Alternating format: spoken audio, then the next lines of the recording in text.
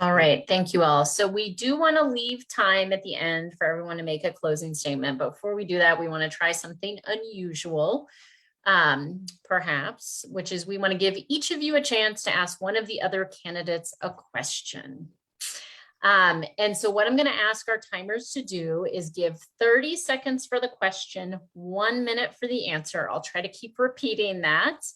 And Kenneth Goulet, you are up first. So if we could give him 30 seconds to give whatever introduction and direct to another candidate your question, and we'll give that candidate a minute to respond. Can I just do a simple up or down? Maybe it's a one. We'll just give it to Yeah, I everybody. should say if you want to do an up or down for everyone, feel free. Well, this will be a quick one because we were on the forum recently with the Stonewall Democrats, and there was a question asked about would you support $160 million more added to the budget for excluded workers, which included payments to sex workers in the budget, and I was the only one who expressed concern about that because I know there's other priorities in the budget, including affordable housing, including education and public safety. So all of my candidates said they would support adding $160 million to the budget for this that wasn't funded. So I would ask them all now, what would they have cut? What $160 million would you have cut, or would you have raised taxes by $160 million? So that question goes to everyone, since you supported that over other things.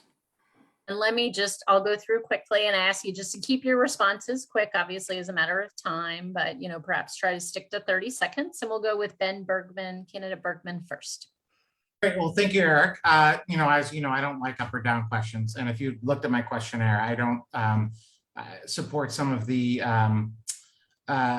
proposals with respect to sex work legalization. I have a more middle ground approach. But I would say, look, on excluded workers, on undocumented folks who need support, I'll just step back and say this. Yes, I would raise taxes for that if that's what was necessary. I'm not saying it is, though, Eric, and I'm not going to make a preemptive commitment in this race to not raise taxes on the wealthiest of Ward 3, people who live near the Palisades, in order to help people who are just barely making it by.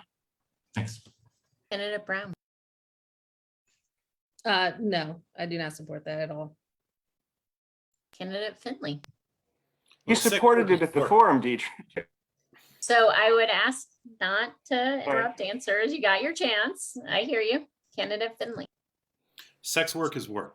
And, when we're talking about funding for undocumented immigrants, for sex workers, we are talking about their housing. We are talking about their ability to put food on the table. And so, yes, I would support $160 million for excluded workers. I said that at the forum, and I continue to say that. I think we've got the money. I think we can find the money. We had quite the surplus. I don't think that is really the issue. And I appreciate your attempt at a gotcha, Eric. Candidate Freeman. Yeah, so on the sex work question, I also like Ben. I don't know exactly what Ben said, but I think that's an issue that ought to be addressed through referendum. In terms of the excluded workers, these are people who are the most vulnerable, and we tried to help everybody else and we weren't helping them. And so, yes, we need to find a way to help those people. This is not a long-term, going on forever kind of thing. There is a surplus. If it meant dipping into the surplus in order to get this done, to help the people who are the most vulnerable, in principle, I want to do it, and I would figure out a way to get it done. Thank you. Candidate Bergman, let's give you 30 seconds to ask a question to one or more of your fellow candidates. Okay. As folks know, if they've listened to me at these forums, I've talked a lot about housing and childcare, which combined create an incredible burden on families. Folks know that housing, we are tied for number one. We're maybe slightly below Hawaii. It depends on how you look at it in terms of our housing costs. We are number one in terms of our daycare costs. Daycare for infants is 1/3 of the median income of an average Washingtonian. Combine that with housing, it's impossible for people to live here. It's a huge problem. My question is, I guess, directed to the progressive candidates, so Bo and Matt. You've heard me talk about this endlessly. I take a look at your guys' websites. It's not there, and I haven't heard you guys talk about it once at a forum. That said, it hasn't really come up because people aren't asking about it, which I don't quite understand. So what is your plan to make it possible for families to thrive, and how are we going to address that childcare burden? Matt, So do you mind if I go first? candidate Finley, Sure, go. sure. So yeah, Ben, this comes up on the doors a lot, and I am supportive of universal daycare. I think we need it to free up families to get them back to work, and to make sure that we are giving children the opportunity to have the socio-emotional growth they need. Yeah, that's my answer. Candidate Fruman. So I need to update my website. The key place that this comes up is in the birth to three debate and the question of whether or not we should fully fund birth to three. I've always said we should fully fund birth to three, and I'll have it reflected on my website by tomorrow, I hope. Thank Can you we all all. just answer? Can we all get a Yeah, chance to answer Ben's question? If you want to say a brief answer, Yeah. and we'll let Uh, candidate Brown say that, I mean, and then pose her question. Okay, great. It's nice to hear everybody talking about the Birth to Three Act, which I wrote while I was working on the health committee, and that they support that act that's revolutionary and changing childcare. I'd like to commend the council and Chairman Mendelson for taking a huge step forward in making sure that those increases that were passed for our childcare workforces were allocated. So I'd like to commend the chairman on that. And you just point out, we've got to keep working on this. We need to now get to the last phase of the legislation, which is to make sure that we increase access across the city so that no family pays more than 10% of their income on childcare. And it's going to be difficult. We're going to need somebody who knows how to work the budget, because unlike what one of my previous candidates said, there is no surplus anymore. The surplus now at the end of the year goes to the Housing Production Trust Fund 50% and 50% to our PAYGO capital projects, which are things like school modernization. So when people say, yeah, we're going to find it in the surplus, we're going to find $160 million there, it just shows they're trying to please everybody, but not really give answers. And we need to be serious about the budget. How can you say that, Eric? You're opposed to raising taxes, and yet you're talking about putting pre-K3 classrooms in every school and fully funding So birth to three. How? Let's give candidate Brown a chance if she wants to discuss that issue, and then let her have a chance if she wants to pose a question. Yes, I am in support of the childcare pre-K through childcare, birth through 3K. Obviously, as a parent of 5 kids, I know how much of a challenge to try and work and make sure that you're picking up and dropping off your kids and affording safe and reliable childcare. My question is this, is something that hasn't come up much on the campaign trail, but it's something that's really important to me. My youngest son was diagnosed in 2nd grade as being on the autism spectrum. He has Asperger's. He was in a DCPS school at the time. The whole process was horrible. I'm just going to say that out loud.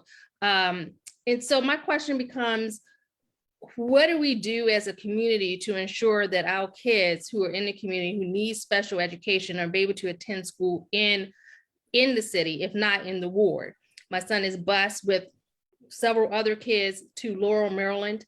When I was looking at schools, all schools on the list were in Laurel and in Virginia. I don't know why we don't have these programs right here for our kids, so that our kids do not have to be on the bus for hours at a time, and can get the education and support that they legally are entitled to right here in district boundaries. So I would like anyone who wants to comment on that. So why don't we start, Kenneth Finley, if you want to start, any comment you want to make on that? Sure. Deirdre, I'm sorry, DCPS and our school system is failing to provide adequate support for family. This is something we have a dearth of special education teachers. We have, as we've all discussed, we have a lot of problems with our schools, a lot of issues we need to fix. But special education is one we need to absolutely pour money into. We absolutely need to get special education teachers. I know Merch has a deficiency. Horace Mann has a deficiency. We need to work hard on fixing this issue, and I'm committed to doing so. Thank you for bringing that up.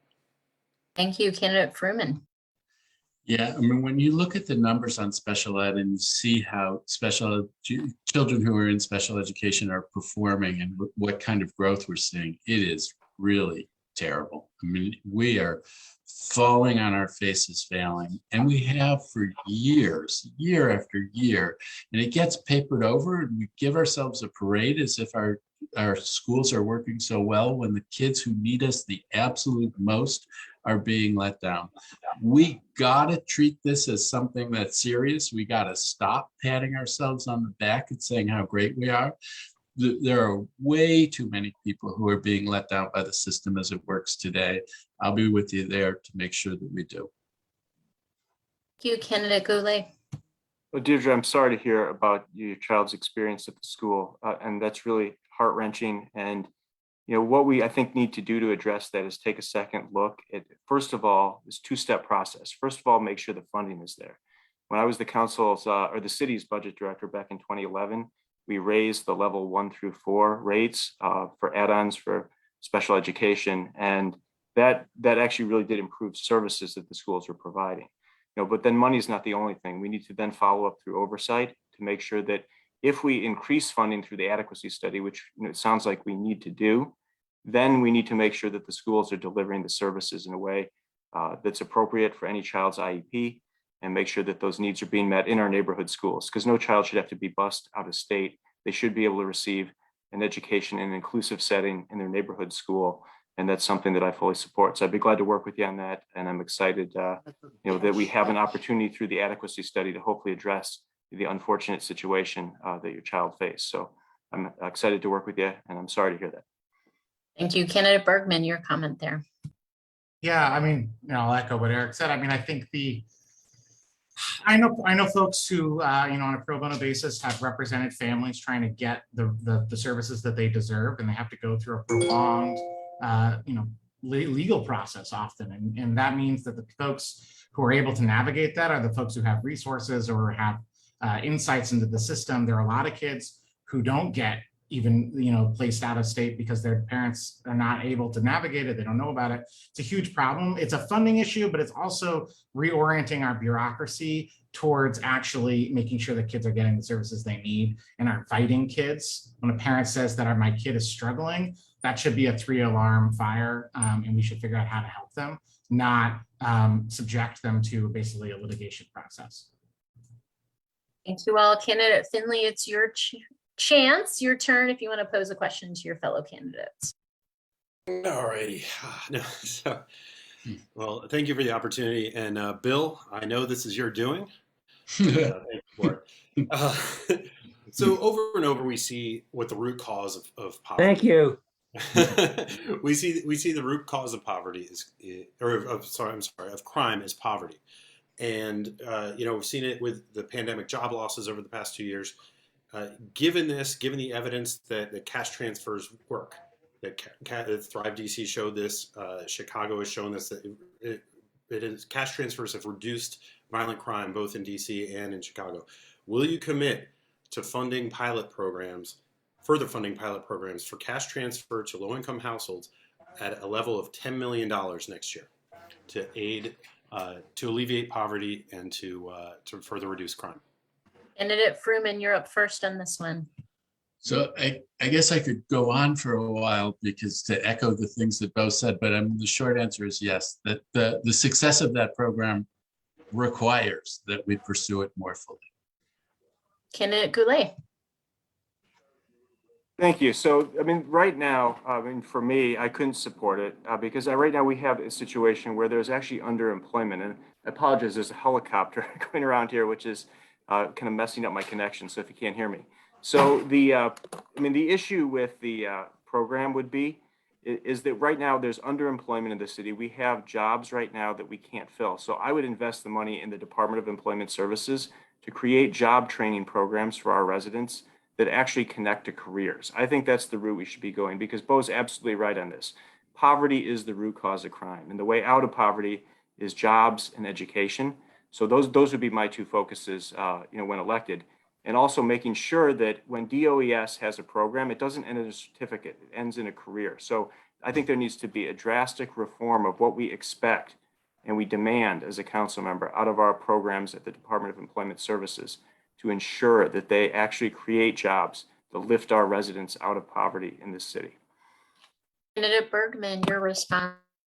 Yeah, but I don't know the number. I don't know if that's the right number. I haven't thought about whether it should be higher. but I'll say yes to it.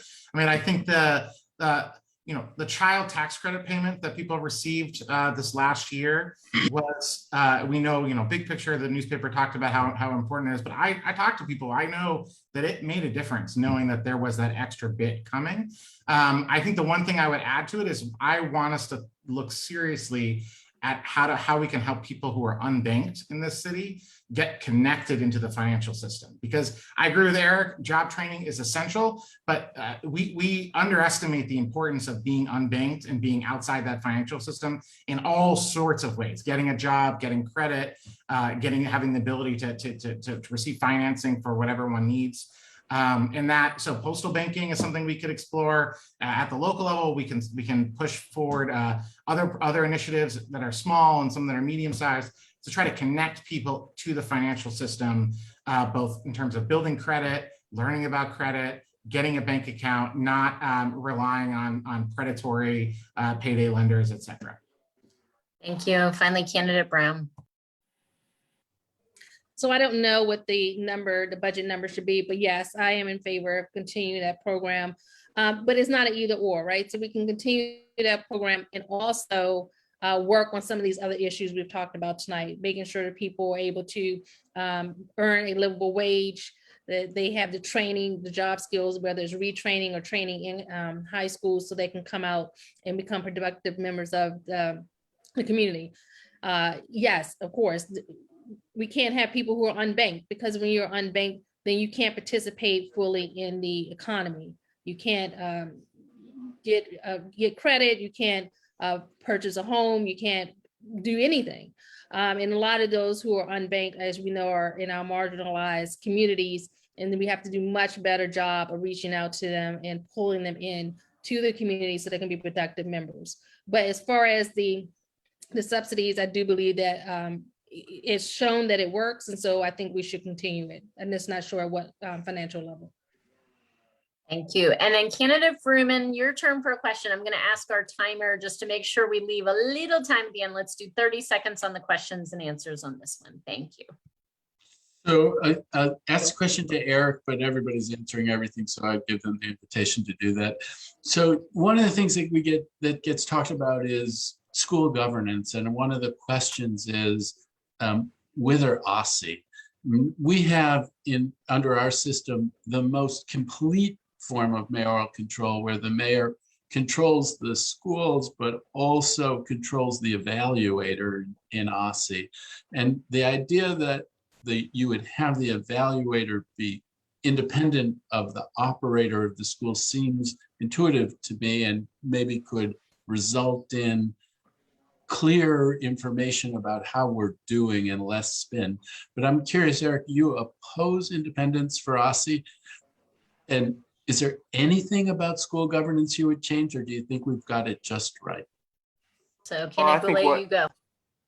Absolutely. I think we have the right formula. I think we've seen test scores improve. I think what we need to do is have somebody, as a council member who doesn't want to cede the oversight role the council has back to OSSI.